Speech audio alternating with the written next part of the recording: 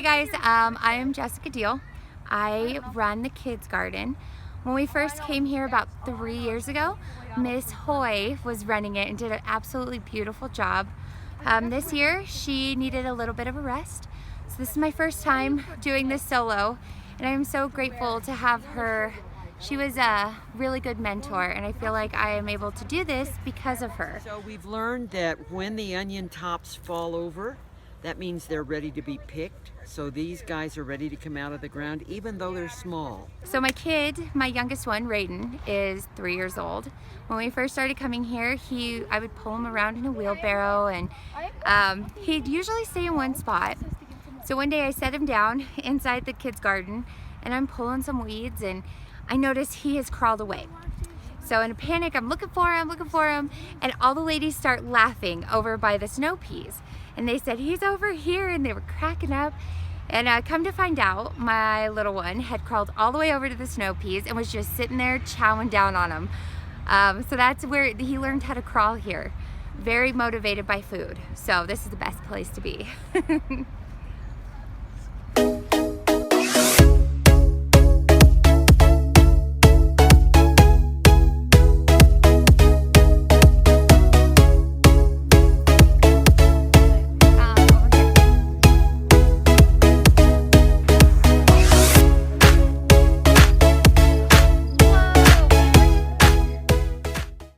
Okay, Jay.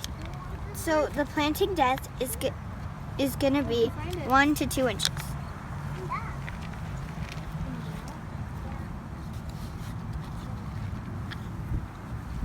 Okay. And then the plant spacing is going to be 3 inches. 3 inches? Yep. Okay.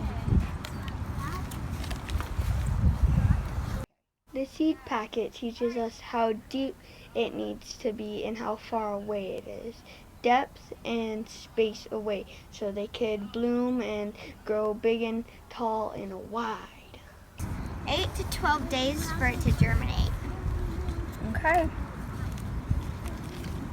So in 8 to 12 days, we will see what is happening. The reason this scar right here, the reason we plant it down is because when you water it, the roots are going to come down, are going to come out of that little scar, and they're going to naturally go with gravity. So you see that?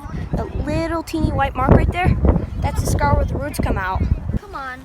Okay, so the seed depth needs to be 1 inch. Okay, so hold up your pinky.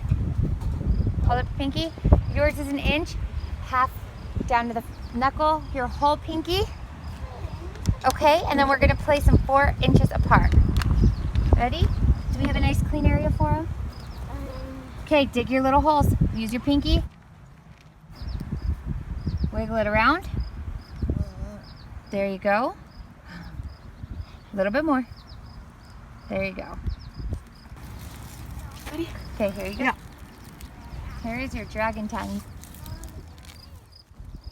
Okay, let's check your hole. Hold on. This is what we planted. What's it called? Dragon tongue beans. They're so little. And we planted a bunch of them. How many days do they take to grow? They take like 7 to 14, which means like 2 weeks, give or take. These are eggshells. Ooh. Look at how they're ground up. Yeah. Do you know why we feed our tomato plants eggshells? Why? They have calcium in it. And calcium helps our tomatoes from getting something called blossom and rot. What happens is these little things on the tomato plant, they'll produce a tomato. But on the underside of the tomato, it's rotten. So we're gonna feed our tomato plant some calcium so that way it doesn't happen. And we get to eat all the tomatoes. Yeah, we get to eat all the tomatoes and they're not Yes. rotten. Okay. So you're gonna take this one, get it at the roots. How does this one? Can I do that one? Yeah, spread it all around. Did you hear? We're going to spread it all around, just at the base, right here. Okay?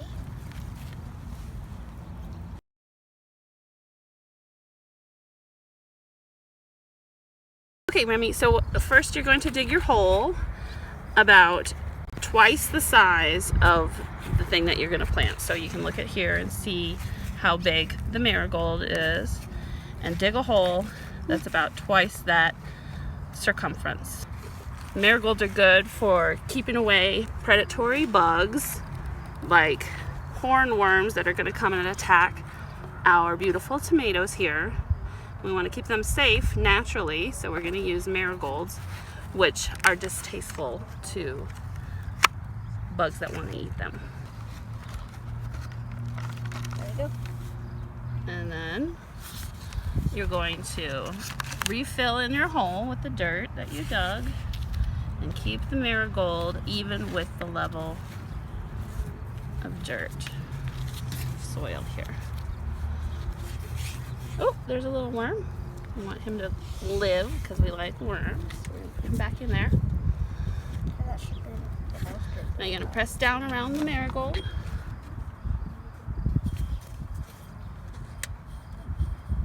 Give it a nice bed to sleep in. Okay, now you give it a little bit of water.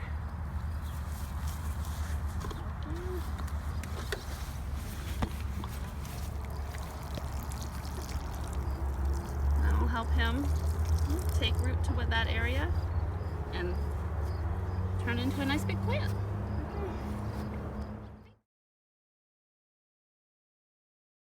We are going to learn today how to harvest our lavender. So, listen up, chicken littles. Alrighty, so for lavender, can you guys all see? You just go right below the first leaves, okay? And just snip right there. So then you have your stem plus your lavender on the top, okay? So then you collect your next one. Let's say we're gonna cut this one. It doesn't have lavender on the top because it's dried out now, but usually this is what you get. See, and you have your lavender on the top. You collect all your bunches about the same length. And then once you're ready to have it, you know, this is fresh. There's not much smell to it, but once you are ready to dry it, you turn it upside down, tie a little rubber band, a string, and hang it up for about a week or two to let it completely dry. And that's when you're gonna have more of the smell of it as well. And the oils will be pungent. You can have it for flowers. For flowers too, yes, an arrangement. I usually carry one in my car. A little container, just set it in there, and with the heat it warms up and it brings those essential oils out. Wow. And you have that natural smell. We could also hang it in tents. So when you guys go camping in like the boy tent, you can hang it in the boy tent and make it smell a little fresher. Yeah, so you What guys do you always think? want to make sure. See, like these stems right here, the lavender's gone. So when you guys see, you know that it's ready to harvest, it's when you have this bright purple. So if it's gone this far out, that means we let it stay on too long. See how it starts drying? Do you cut this off? So yes, as soon as you guys see these, just come, bring it to the bottom, snip it, and throw it out. So that way you guys can have more lavender instead of it just taking its energy and not producing more. Yeah, you cut it back so that way it has room to grow new and healthy New ones. ones.